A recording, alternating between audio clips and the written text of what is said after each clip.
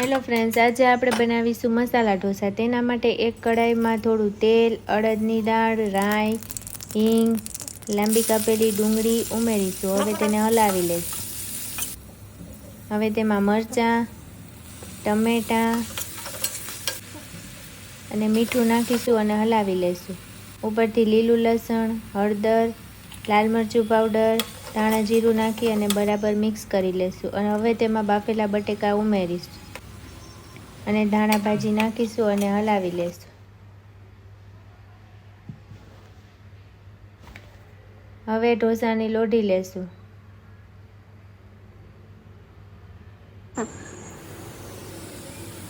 હવે તેમાં બેટરથી ઢોસો કરીશું।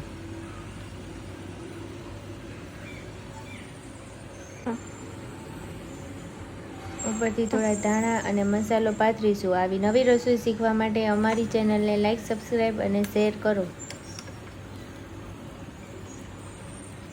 તો તૈયાર છે આપણા મસાલા ઢોસા।